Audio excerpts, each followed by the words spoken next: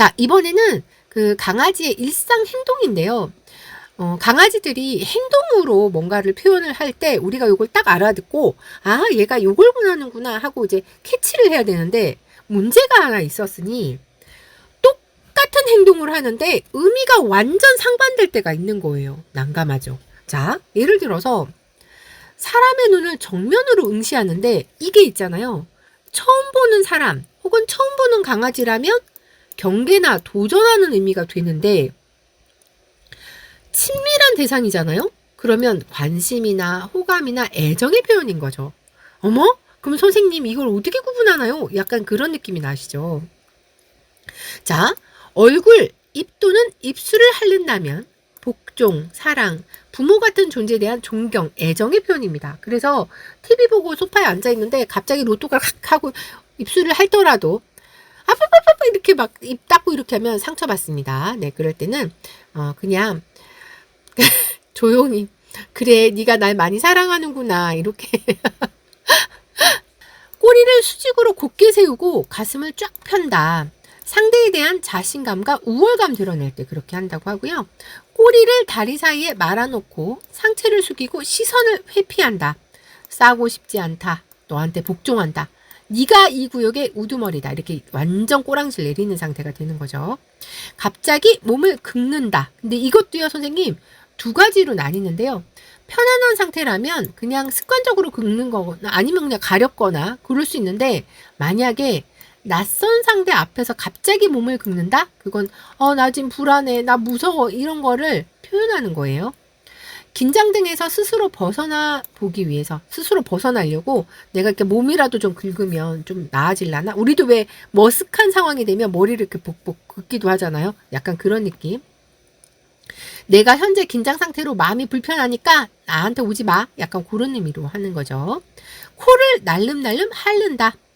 일반적인 상황에서는 코가 마르면 냄새를 잘 못 맡는데요. 그래서 코를 일부러 좀 적셔놓기 위해서 핥는 거고요. 만약에 낯선 환경에서 그렇게 한다면 긴장돼가지고 불안한 마음을 스스로 아우 흥분하지 마, 괜찮아, 이렇게 스스로 이제 다독이는 그런 행위가 되는 거죠. 배를 드러내고 눕는다. 신뢰하며 상의 서열로 존중하는 의미. 공격할 뜻이 없으니까 같이 놀아요, 이렇게. 아, 고양이는 그게 싫다는 표현인가요? 아, 그래서 개하고 고양이는 특성이 좀 많이 달라가지고, 네.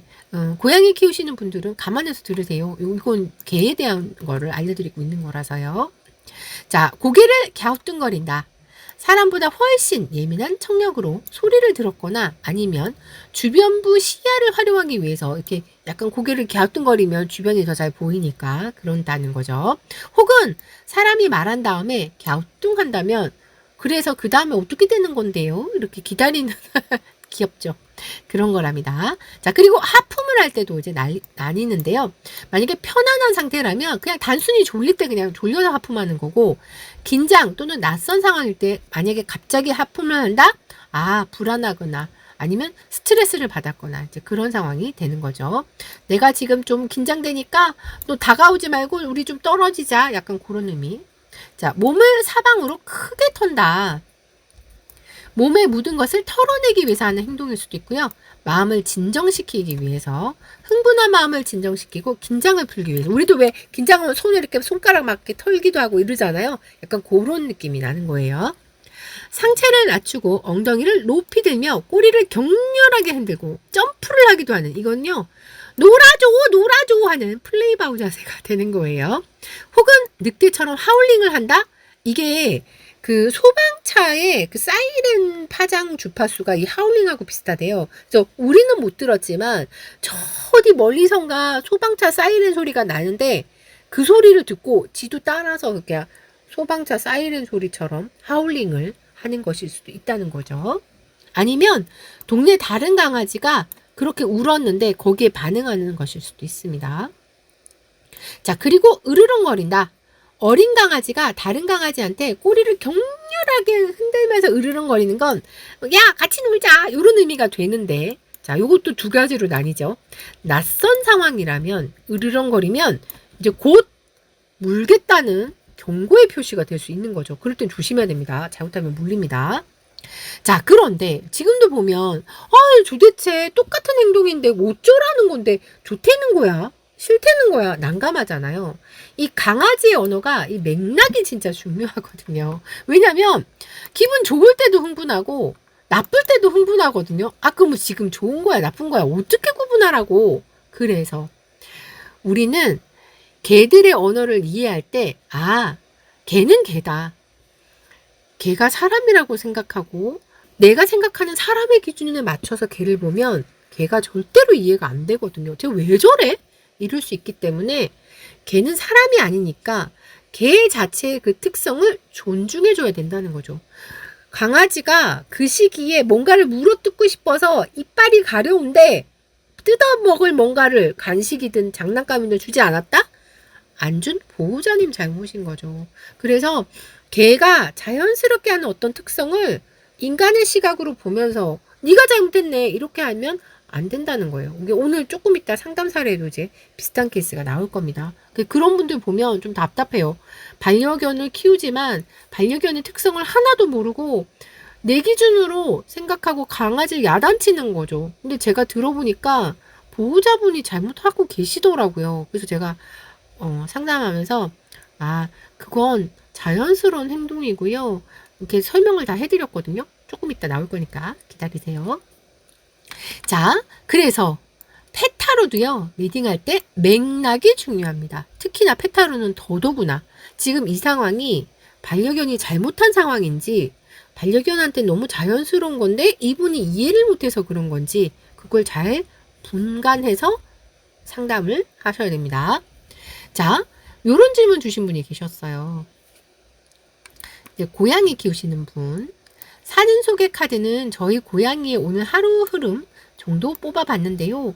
산책이라는 카드는 고양이에게 어떻게 해석하면 좋을까요? 집고양이는 산책을 안 해서요. 요 질문을 하나 주셨고, 또 하나는 카드를 뽑다 보면 반복되는 숫자가 나오기도 하는데요.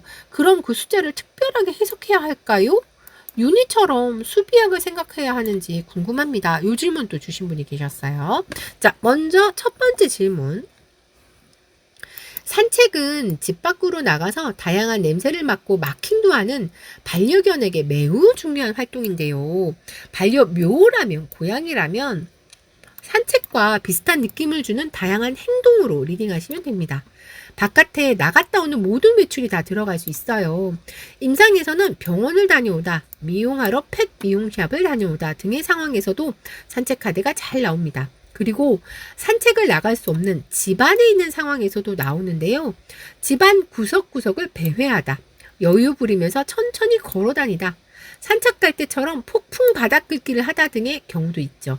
반려묘는 집 밖으로 나가지 않지만 캣타워 등에서 뛰어다니면서 노는 것으로 스트레스를 풀잖아요. 혹은 사냥놀이 등도 하니까 반려묘에 맞는 다양한 움직이는 활동으로 리딩하셔도 됩니다. 이렇게요. 자, 그리고 두 번째. 제가 만든 그랑블루 페타로에는 수비약 적용을 시키지 않습니다. 모든 타로 카드는 만든 제작자의 의도를 충실하게 반영해서 리딩을 하는 거기 때문에 저는 이 카드를 어렵게 만들 의도가 하나도 없었어요. 수비약 안 합니다. 타로 카드는 만든 제작자의 의도를 반영해서 리딩을 하는데요. 그랑블루 페타로는 서양의 사원소까지만 적용시키고 수비약은 적용시키지 않도록 설계된 카드입니다. 숫자는 특별한 의미를 두지 마시고 카드를 찾기 편하게 하기 위한 번호 정도로만 생각하세요. 이렇게 이제 알려드렸죠. 자, 그리고 또 이런 걸 또 물어보셨어요. 페타로를 배우면 혹시 무지개 다리 건너간 동물 친구의 마음도 알 수가 있을까요? 그럼요. 선생님 가능합니다. 그래서 제가 작년 강의하다 폭풍 오열을 해가지고 오늘은 울지 않으려고 최대한 노력 중입니다.